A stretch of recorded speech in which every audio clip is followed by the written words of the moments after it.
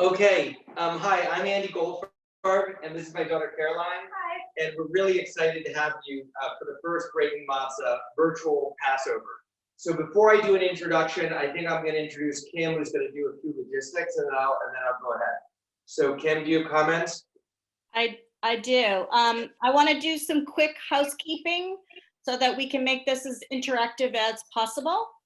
And you can do that two ways. At the bottom of your screen, you will see a chat icon, and you can simply type your question or comment into the chat, and I will read them to Andy.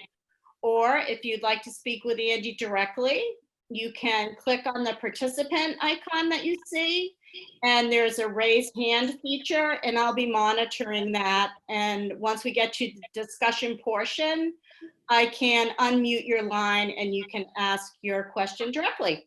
And I'm going to turn it back over to Andy.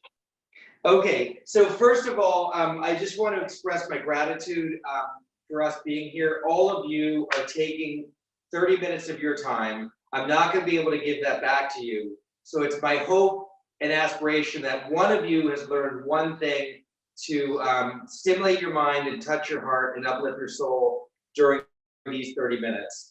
I also want to express my gratitude to our team, for Valeria and Kim and Mark and Lynn and the entire Breaking Matzah team. We literally pulled together virtual Passover in about 5 days. So thank you to everyone that's made it possible. Thank you to all of you for taking your time, and to my daughter Caroline for being here with me today. My other daughter, our daughter Lucy, Caroline's younger sister, will join us later in the week.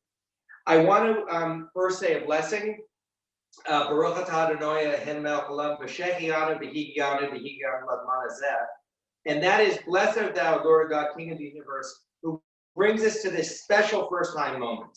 And this is really incredible because it's our first time having a Breaking Matzah virtual Passover. And the idea of Shehechianu is to have a sense of adventure and try first time things, to mark the moment and express gratitude. So that to me is very important. I also want to express my my prayers for those in the community, both near and dear, that may be suffering during this, this terrible time in many different ways. So from that standpoint, please accept my most sincere wishes that you can find comfort during these dark times, and hopefully just being together for these 30 minutes will provide some comfort. So now I'm going to tell you a little bit like why are we here, why I'm here, and that whole thing. And basically, why did I start Breaking Matzah? Well, Breaking Matzah started from my love of Passover, the story of Exodus, which is the story of freedom from the Israelites leaving Mitzrayim slavery to wandering in the wilderness to freedom in the promised land. And so I think it's a very powerful metaphor for each of us to live day to day with. It also is about the basics versus the extras. We talk about matzah and draining out. And then the way that we got here is from my mom, who really inspired me. And she wrote a book about Judaica. She loved the Jewish holidays. We always cooked together as kids. And my fondest memory was actually my brothers and I, we would argue over licking the spatula when my mom would make the chocolate matzah mousse cake. And so by doing that, we would get to lick the spatula for the chocolate mousse. And then the other amazing tradition is the afikomen, which has a lot of meaning. And I literally never found the afikomen. My brother Lawrence, who's joining us tonight, he's my older brother and my best friend. He found it every single night during Passover my entire life. And in spite of that suffering early on with my Passover tradition, when I had Caroline and my children, I said, I want to make it magical, meaningful, and memorable to stimulate the mind, touch the heart, and uplift the soul. And I want to be able to bring together and the community, and I'm so proud that we now have millions of Jews, Christians, and Muslims all over the world celebrating this biblical tradition. So that's kind of a background. It's about food, which we'll talk about our rest of the EPs. It's about fun, and it's about philosophy. So what we want to do today and this week is really talk on those 4 components and get some community engagement. So what I want to do today is to talk about, the first thing is a blog that we put together, and all of these you can find on the site. I'll just hold up a picture so you can see what it is. And the blog's entitled Spring Cleaning for the Soul. And we actually have two versions of it because we have Passover on the site, and we also have entirely virtual Passover. So a lot of the blogs we adapted for the time. The concept of spring cleaning has to do with the search for chametz. And chametz is bread. I have a cracker here. So anything that's leavened. And then Hanukkah, Passover is about matzah. So there's a tradition the night before the first Seder that you search for chametz. And searching for chametz is literal and figurative. The literal tradition, which I'm going to do with Caroline, is you put 10 small pieces of bread around your kitchen. And then you use a wooden spoon, a feather, and then you search for it and you clean it up. So we'll do it together. So normally you do this at night. And so you light the candle, and I'm going to help Caroline. You hide them. So for kids, it can be hide and seek, or for anyone, it's kind of fun. And you find each one, and then you put it on a special dish. You find the next one using light. And what I like to do with my kids is I like to alternate who gets to use the candle depending on their age. And if you're even any age, it's a great thing to be able to participate in shining the light and then also finding the chametz. And then at the end of the chametz, you do two things. One is you burn the chametz, the literal pieces that you had, and that's kind of a tradition. And the other thing that you do is you gather your chametz and you sell it to someone so it's outside of your house. I want to make a big statement. No matter what you do this Passover, given the unusual circumstances, anything is fine. So if you do one tradition, that's daima, that's more than enough. I don't want anyone to feel that you have to have all of the ingredients, all the traditions, everything, because that's not simply the case. There are 613 mitzvot in the Torah, 248 do's, and 365 don'ts. 248 are the bones in the body, and 365 are the days of the week. So if you do none of the 613, that's not sufficient. If you do all of them, that's wonderful, but it may be a little bit too much. Personally, I like to do, somewhere about 220 to 230 of them. So I'm doing enough to make it meaningful. For this Passover, I promise you, if you do one of the 613, that's more than enough. So with that, the search for the chametz is literal because you find the bread and then you get it out of your house. And then the figurative is you're cleaning your soul and you're cleaning yourself. And you're escaping from your servile slavery. So with that, it's a powerful metaphor. There's the blessings that you say. And I'm going to use this now as our discussion question that we want to share every night. And what that is, during this time of spring cleaning, and particularly since we're homebound, it takes on, I think, even more meaning. So I'm going to open it up, and the question is, with spring cleaning this year, what is something in your life that you would like to clean? What is something that you would like to look at differently to cleanse from yourself? And for me, I will share, I want to cleanse myself of rigid thinking. My Breaking Mazza team came to me about a month ago and said, let's do a Facebook Live virtual Passover. And I said, no, we have so much going on. I thought it'd be too complicated, too busy. And then all of a sudden, with the world changing, radical change requires radical adaptability. So this week, I got rid of my rigid mind. I'm doing a virtual Passover, this type of video meeting for the very first time in my life. I haven't done that before. So for me, getting rid of rigid thinking, I'm going to have Caroline share her idea, and then we're going to open it up to our community via Kim, who's going to do the moderating. Caroline, is there any spring cleaning you'd like to do for your soul this year? Yeah, that is a great question. I think it's maybe a little similar to yours, which is maybe because we are all together. But I guess similarly, it would be a good time, I think, given everything going on, it really reminds you of what's important. And for me, I think like being a little bit less, having to adhere less to like a routine and being able to be a little bit more flexible to incorporate more things like checking in with friends and family that I might not talk to as often, or taking time to read a book, like doing things that aren't just always like in my schedule, but making sure that I, take time to do what matters and makes me happy, and also has me checking in with everyone that I like, love and care for a lot. So I'm trying to do that more in these times, like with virtual meetings and FaceTime and things like that, phone calls. So that's something I'm trying to do in the spring. Caroline, thank you so much for all of the FaceTime calls that we've had. Yes. So Kim, can you open it up to the audience? We'll do this for maybe about 5-10 minutes, see how much time we have, if there's comments or questions. What are some spring cleaning that you would like to do for your soul is the question. So if people would like to type that in the chat, if they don't feel comfortable speaking directly, or if you want to use the raise hand feature, I can unmute you and you can speak directly. And we'll give everyone a minute, and I'm looking and looking.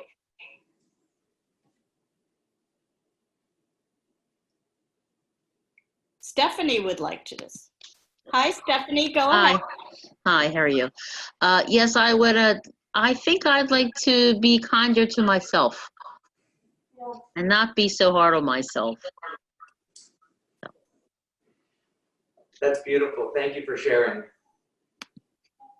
Anyone?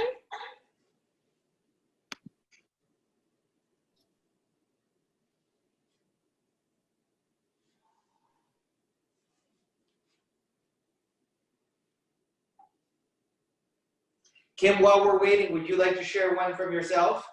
Well, I can share one from your brother, who has just. Oh, is my brother on? Lawrence, you have to participate. Yeah, Lawrence, I'm what would you going. like to do? He put it in the chat, but I am opening the line.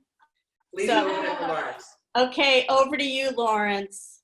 No, and just for me, it's very cathartic to clean up, and obviously these days we're all spending a lot of time at home, so we could take advantage. And if you have a little time, there's so much stuff that we really don't need, and if we can clean up these old, throwaway stuff that we really don't need, it opens up space in our house, and it probably opens space in our life. So cleaning up is always good. Darren said that. Thank you, Lawrence. And I think for me, if we're giving some people some more time, yesterday was 1 full month that I have not left my house. We're having groceries delivered, and we have done a lot of spring cleaning, but I think more than inventory of things that we don't need anymore are the inventory of the things that we really need and that we have. And that is, our family is here, our family is healthy, and we're able to get everything that we need. And I think getting back to the basics has been kind of one of the blessings of this horrible quarantine and this horrible pandemic that we're facing. So there's spring cleaning, but then that taking of that inventory of what's really, really important. Kim, I'm going to offer some other thoughts. Well, if there's any other questions, then interrupt me, and then we'll obviously want to give the community a chance to ask and share.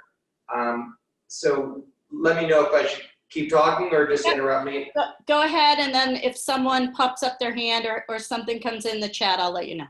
Okay, so I just want to follow on what Kim had talked about with the basics, and that's what matzah is. Matzah is literally the basics. It means to drain out, and matzah is the essence. It is flour, water, and oil. There's no yeast, whereas chametz has yeast. It has the extras. So for Passover, it's understanding what are the basics and what are the extras. And interestingly, Moses means to draw out, because he was drawn out of the river. So when you think about matzah being the basics versus the extras, and you think of the journey of the Hebrew slaves to freedom, they were Hebrew slaves until the night before, when they had the Pesach, the Passover offering. They used the blood on their lintel to mark their faith.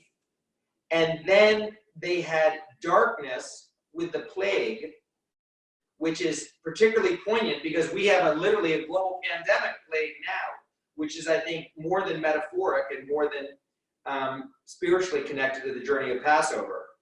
Then what they did was they made matzah. They were leaving in haste, so they only had time to cook it for 18 minutes. So it became the bread of affliction. And they literally made it while they were still in slavery. And that's what provided them sustenance.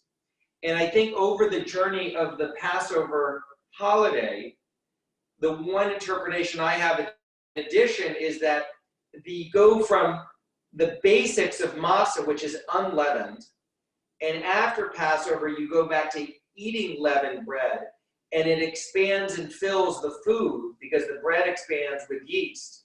And I think the metaphor is for ourselves. If we can get back to the basics of us and use that to find spiritual sustenance, that will help us expand spiritually. So hopefully each Passover you go from only eating matzah to at the end eating leavened bread. And hopefully ourselves we go from, the basics of our lives of re-identification of what it is important. And believe me, in these days, I haven't left my house either.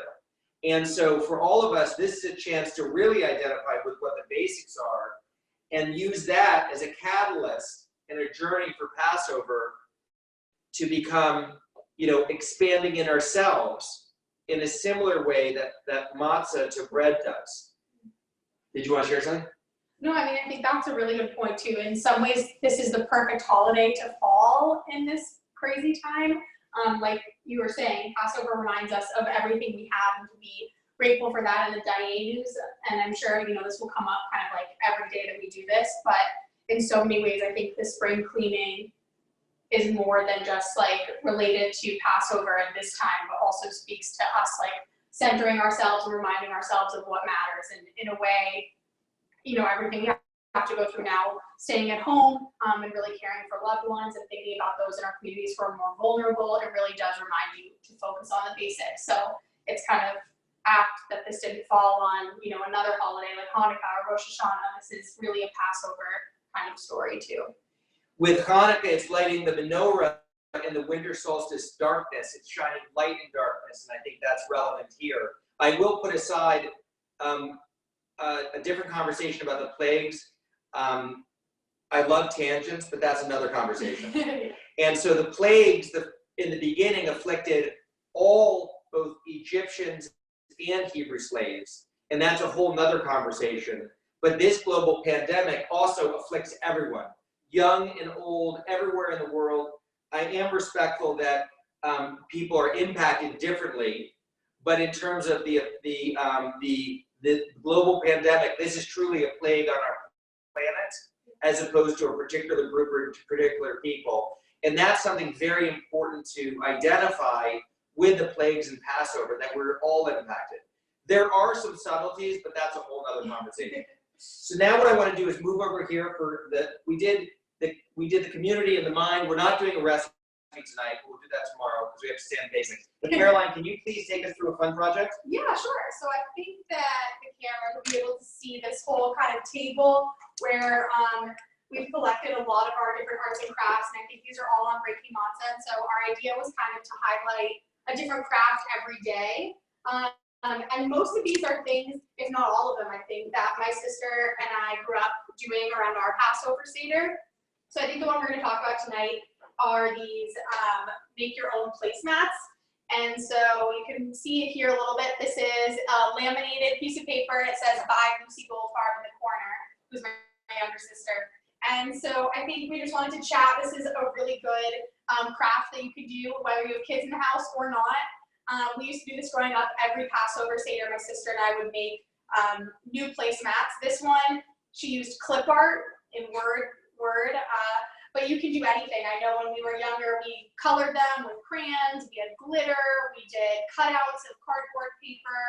and construction paper of different colors, and it would kind of become the theme for that year's Seder. So whether it was one that we could just print a bunch of copies of, like this one, or when we were younger, they were more crafts. My sister and I would make, 10 or 12 or 8 or however many people we had at our Seder that day. So it's a really fun activity, and I think, if we're staying inside now, this is a really fun thing, arts and crafts. This is the time. And so we wanted to highlight that you can also keep these. This one we laminated, but if you're able to make one on the computer, you can save it. But it also might be a fun year to do more arts and crafts style in your home with whatever materials. And the thing that I would mention is it's not as much an intergenerational celebration this year. So people of all ages can do a wonderful placemat. You can do markers, pen, crayons, computer, and it's a way of marking the moment, and then you can save it over the years or not. For us, Lucy made this about 15 years ago, and we still use it every year. Yeah. And the point is to decorate doesn't have to be really difficult. It's just anything that you do of any age to mark it.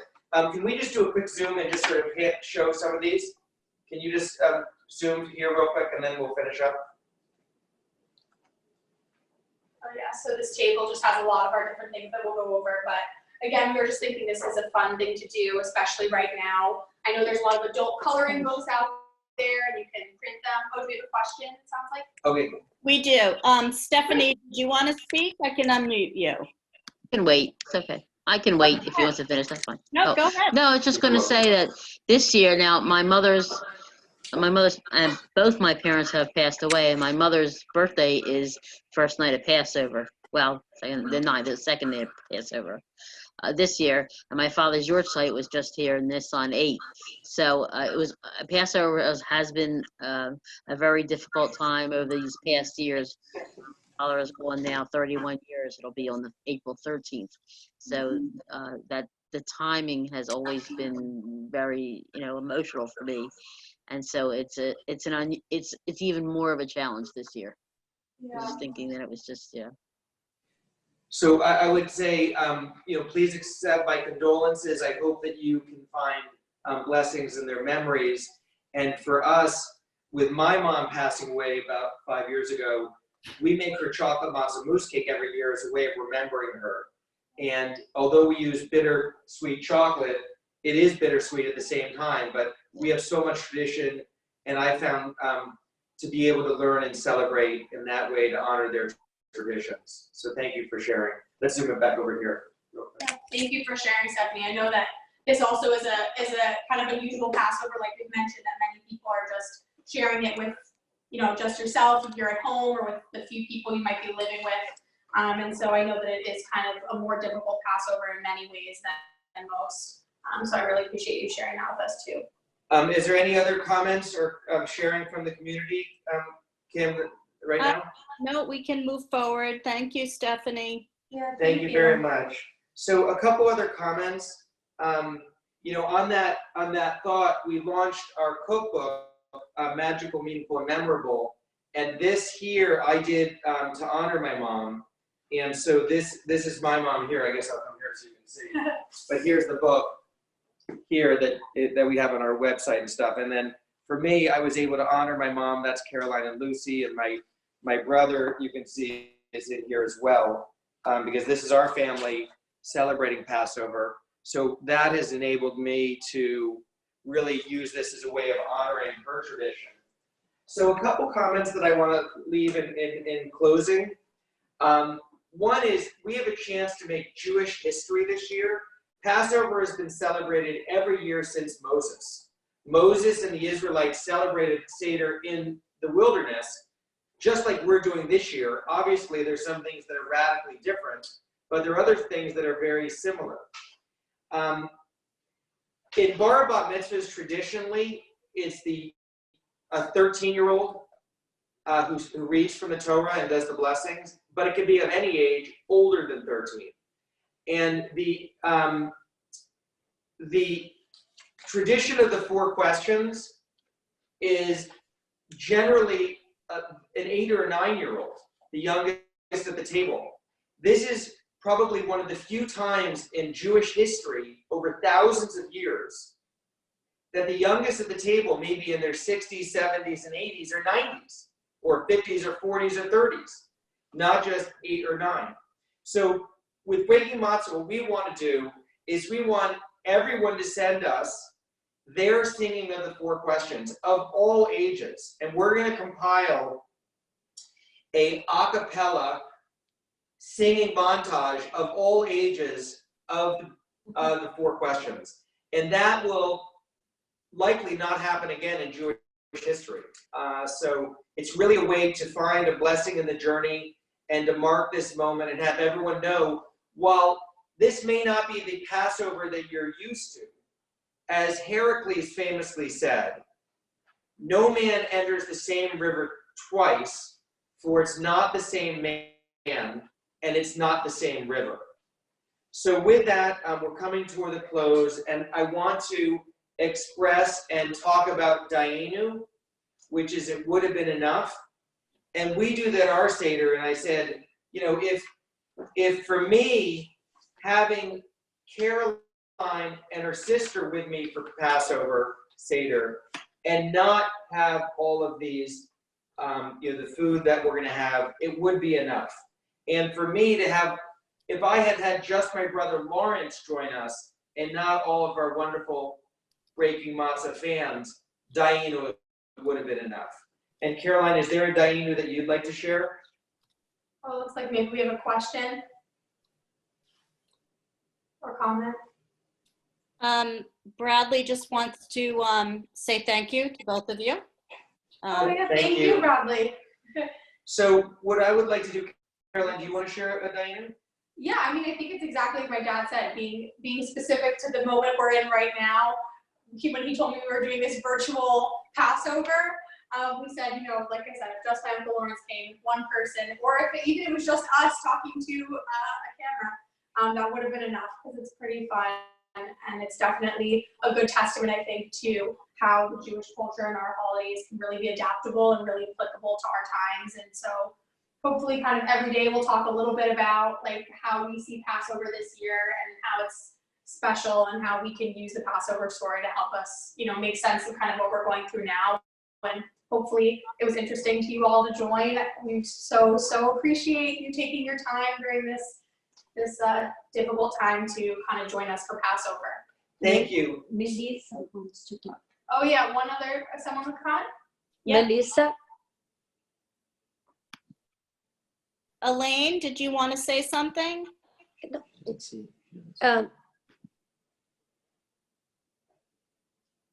Elaine is saying thank you. She's waving goodbye. Thank you. Okay, so thank you. So what I'm going to do now is, I would like to give people back the gift of time. And we're going to do 2 things, because I said we would do 30 minutes. And what I'm going to do first is 30 seconds. And this 30 seconds is a meditation for everyone to reflect on a daily gratitude they had today. And I assure you, for the next 30 seconds, you will have a feeling of safety, security, and hopefully freedom. We'll be here together just for 30 seconds to meditate on the fact that we're together, anticipating, celebrating Passover, which has been a Jewish tradition for thousands of years. So just 30 seconds.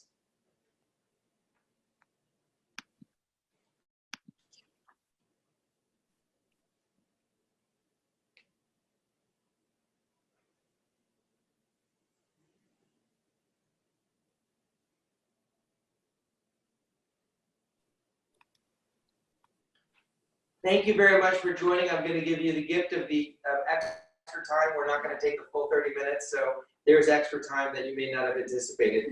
Thank you very much. Please check out breakingmasa.com on Facebook, Instagram, and all of the social media for the rest of our virtual events. We're doing this every day, anticipating the holiday, and we're also having virtual Seders as well. So Sunday, Monday, Tuesday, preparation for Passover, Wednesday, the first night Seder, Thursday, the first night Seder, and then we'll do a spiritual reflection. We have our cookbook on the website, and we have all sorts of wonderful virtual Passover tips. So with that, thank you very much. Thank you. Bye-bye. Bye. Thank you. Everyone.